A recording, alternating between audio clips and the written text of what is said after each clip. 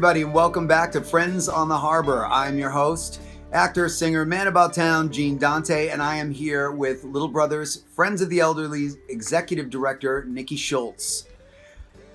I want to thank you all for joining us again this week. For those of you who are joining us for the first time, welcome. Friends on the Harbor is a break from the news and the quarantine blues, and we are here to tell you something good. Thank you, Gene. It's good to be back here with you and all of our viewers out there. I am blown away by the support following last week's episodes of Friends on the Harbor.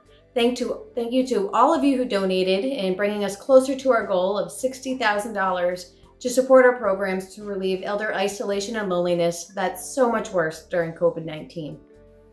I want to say a special thank you tonight to our sponsors, Eastern Bank, Stratos Consulting, Boston Private, Seniors Helping Seniors, and Tonneson & Co. This week's episode is all about the importance of intergenerational relationships. LBFE's City Site programs bring together students and older adults in Boston to build friendships that span generations and cultures. Both the younger and older participants benefit immensely from engaging with each other. I can almost guarantee that everyone here watching was influenced by an older adult when they were young. And how about you, Gene? Could you tell me about an older adult that was a big part of your life growing up?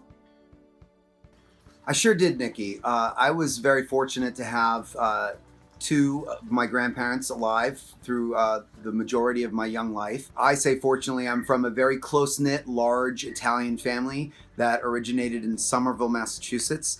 And my grandparents were a major part of my youth. We would vacation at their trailer up in New Hampshire. Sometimes the kids would just go up and spend it with Nani and Yanon. And myself and all my cousins have fond memories of holidays at their house. And as we all grew older, myself and my cousins would also venture there by ourselves independently to visit them, offer rides, offer assistance when they needed it. My grandmother let me help out with the cooking a few times and taught me a few tricks here and there. And my grandfather was very encouraging with my art, which as he was a multi-instrumentalist and a pretty decent sketch artist himself, and so I think that had an influence on who I am today. Thank you so much for sharing that, and it's clear that you have a lot of your grandfather in you and that he did play a big role in shaping who you are, encourage you to follow your dreams and become an artist, and it's very clear what a big role older people have in our lives when we're young. Absolutely. I feel fortunate, and I was glad that they were a part of my life for as long as they were, and I'd like to believe that if they are looking down on me, that they're proud of myself and my siblings and my cousins, and we love them very much. And that's the beautiful thing about intergenerational relationships. Both the older person and the younger person really benefit. It's mutually beneficial. It's not a giver or a taker. It's a really pure, giving, loving relationship on both sides. And so thank you again for sharing. It is so important to recognize the gifts of older adults and how our communities thrive and benefit from their engagement with younger folks. Our special guest tonight is a strong advocate for intergenerational work. Let's give a warm LBFE welcome to a colleague of mine, Sandra Harris, the volunteer president of the Massachusetts AARP. She's dedicated her life to improving the lives of older adults, both through her career at S. Harris Interiors, specializing in senior living design, and with her work in the Massachusetts chapter of AARP to support the development and delivery of community outreach programs and advocacy for those over the age of 50. It's truly a pleasure to welcome her to our program tonight. Sandra knows the power of working together as a community. Greetings, little brothers, friends of the elderly Boston. Congratulations on your 41 years of service in Boston and the Commonwealth of Massachusetts. I'm honored to be a part of your annual Friends on the Harbor celebration. I'm Sandra Harris, State President of AARP Massachusetts, and on behalf of our more than 775,000 members throughout the Commonwealth, I salute you and I thank you for 41 years of service. Inspired by our founder, Ethel Percy Andrews, who found a retired school teacher living alone in a chicken coop because she had no other place to go, we at AARP strive every day to make sure older adults get to choose how they want to live as they age.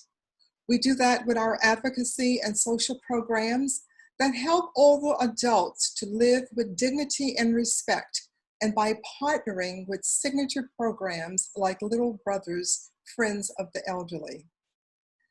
As we pause to celebrate your 41 years of service, even in the midst of this pandemic, we take the time to acknowledge how much you have given to our community. As a volunteer-based nonprofit, operating since 1979, and with the mission of reducing loneliness and social isolation and its impact on the well-being of older adults living alone, you have successfully provided opportunities for older adults in Greater Boston to engage in meaningful ways in their community. You have shared your talents, your wisdom, and your time to foster connections, to build communities, and to create lasting friendships. You wave highly the banner that all people are precious, that all people have something to offer, that all people have something to give back, especially older adults. And that is why, when we created the statewide task force to end loneliness and build community, you were invited to the table with thought leaders around the state to help us address this epidemic. Your experience, wisdom, and passion has inspired us all and has helped us as a task force to better understand the value of an intergenerational approach to addressing this issue. You have informed our work and have helped us to charter our directions as a task force. The convergence of this loneliness epidemic with the COVID-19 pandemic has heightened all of our senses. We all have a better understanding of what it means to be shut in, to be lonely, to be isolated. For most of us, hopefully it will only be a few months, but for older adults living alone, it's a way of life. But throughout this crisis, you have not wavered. You have quickly pivoted to online programs and other innovative ways to continuing to show up in safe and successful ways. This virtual gala is but one example. I believe that together we will survive this pandemic, but I also believe that the genie is out of the box and we may never get back to life as we knew it. And perhaps we should not. We now have an opportunity to follow your exemplary actions, to reach out, to connect. We now have an opportunity to renew our own social contracts, to fully embrace what it means to be a good neighbor, to strengthen generational ties, and to build dynamic communities where all are lifted up and valued. Little Brothers, Friends of the Elderly, thank you for all you bring to our community, for all you bring to our table, for showing us the way, and to inspiring us all to find ways to heighten our social capital. Our heartfelt thanks for 41 years of service. Well done and congratulations. Wonderful. Sandra is a woman with a plan. It is great to see that. And as my parents have now become grandparents themselves, they have become members of AARP. They read that magazine as soon as it comes across their doorstep. And it's really great to see her involved with us and AARP. So Nikki, how about you?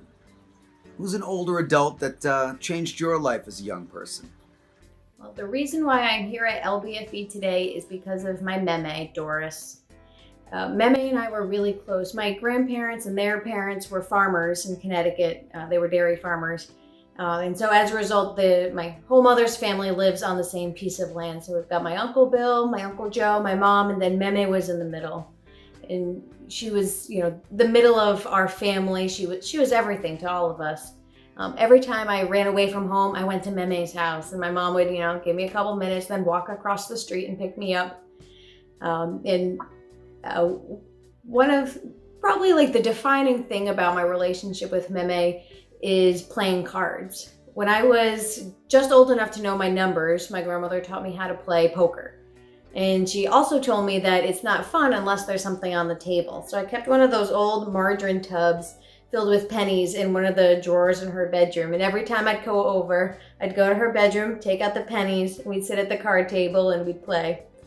As I got older and as she got older, our relationship changed a little bit, but it was always focused around cards. My cousins would come over, my family, my uncles, my aunts, and we'd play cards at Meme's house. And I remember one very specific day, it was just her and I had just cleaned her house for her, and then we were playing a game of cribbage afterwards. And she's shuffling the cards, she stops and she looks at me, she says, "You're my favorite pal." And I swear to you, that is the moment that I decided that I wanted to work with older adults for the rest of my life. From there, I studied gerontology in school, and there was this joke among my family that when I was a teenager, I made a grand announcement that all I want to do is play cards with older people for the rest of my life. And when we were still in person on Friday afternoon or in the North End or on a Wednesday in Fenway, I would, if I had time in the afternoon, I'd go to a program and I would play cribbage with Frank or with John, and I would live in my dream. And and it's all because of Meme, the reason why I work with older adults and why I cherish and love them so much. Wow, that's awesome. I think I would have liked Meme a lot, but it also makes me a little afraid to come over and play cards with you because I'm thinking she's going to be over your shoulder helping out. We always say, if you see a ladybug, Meme's luck is with you. Oh, I love that. So it being my dream to work with older adults, when I found LBFE, I really felt like I found my dream job. And when I go to programs and I see the younger and older folks in our programs forming these relationships and friendships, just like the one I had with Meme, I know we're onto something good. So here's a look into one of those relationships at our programs forming even during a pandemic, making new friends even when we can't be together in person.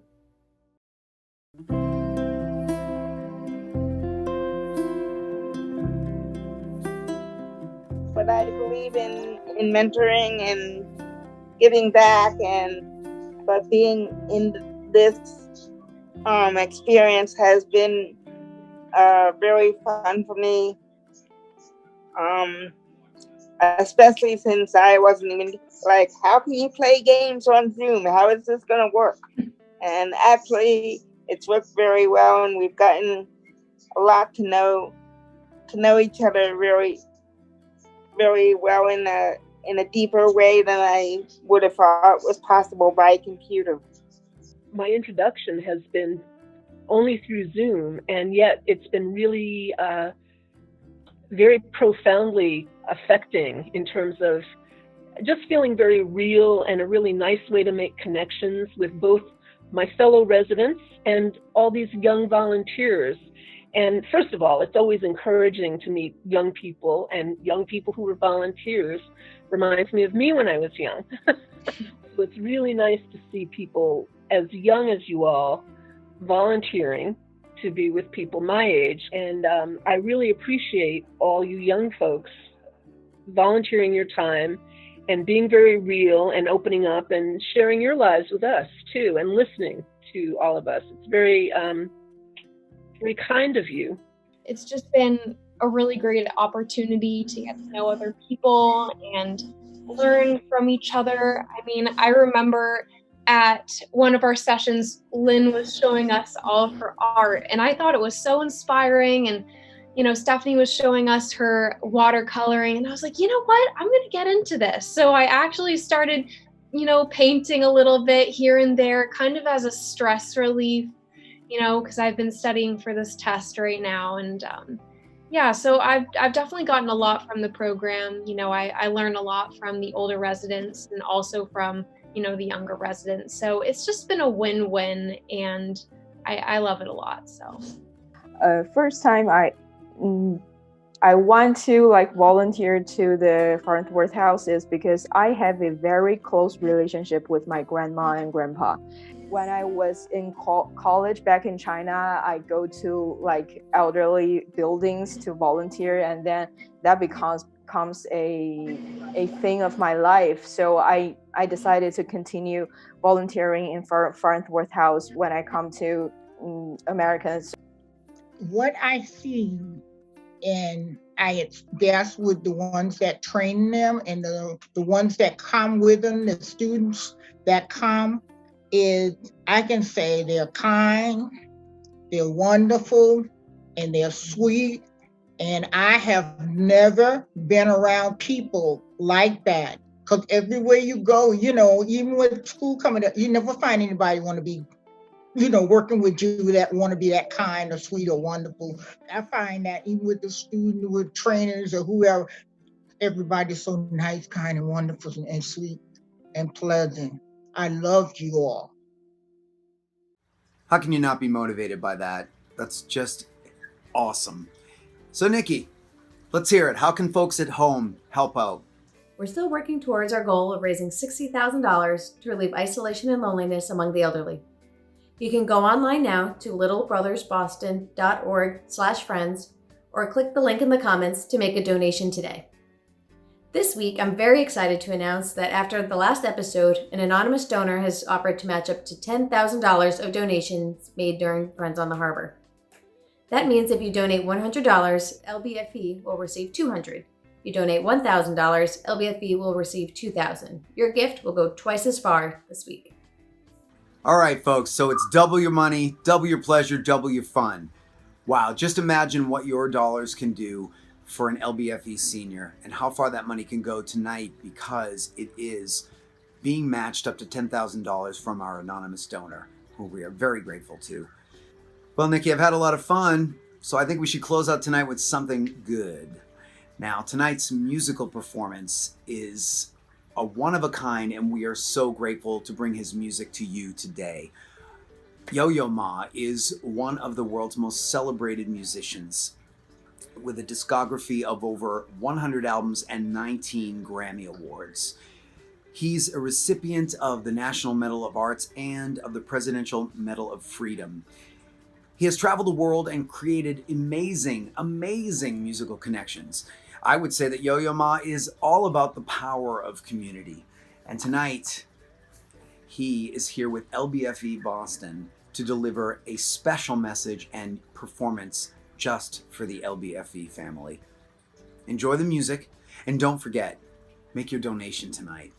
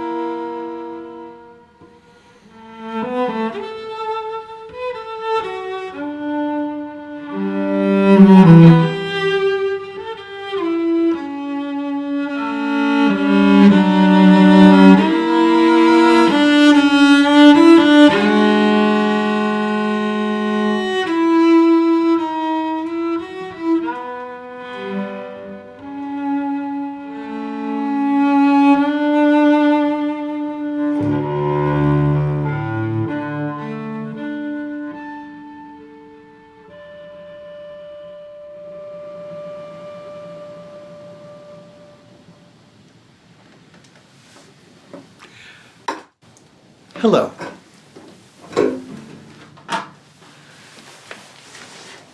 I'm Yo-Yo Ma. Now, imagine you're in a room alone and you hear this music. This little greeting. This gentle caress. This little offering. How do you think that would affect your state of mind? This is what I'm here to talk to you about tonight. Little brother, friends of the elderly,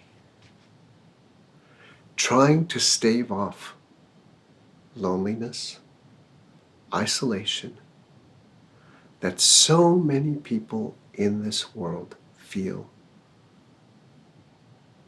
at most times, but especially now.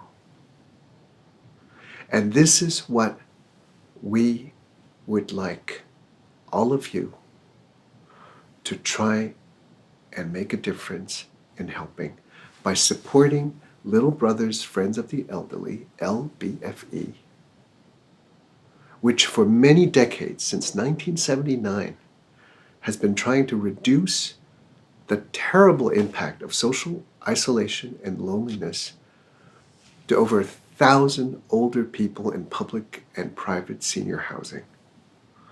The physical and mental health threats posed by COVID-19 can be especially devastating for older adults. And social distancing remains essential for the foreseeable future. So this gala, please, please, please consider the over 350 college students that are being trained and who volunteer freely to try to reduce this terrible impact of social isolation. Your help is really needed. And music, hand-holding, being there so that your comforting voice is essential to the healing process and to the survival of so many people. Thank you very much. Wasn't that lovely? Thank you, Yo-Yo Ma, for that beautiful music and your beautiful words, and for supporting the mission of LBFE to relieve isolation and loneliness among the elderly. You said it so well. For all of you at home, before you leave tonight, please consider making a donation. We do have a $10,000 match, so all gifts given this week will be matched up to $10,000. So please give generously, and thank you for watching. And thank you for helping Little Brothers Friends of the Elderly make the world the way it should be. Now, I hope you'll tune in next week for episode 3, where we will get a very special visit from Livingston Taylor, and we'll continue to tell you something good.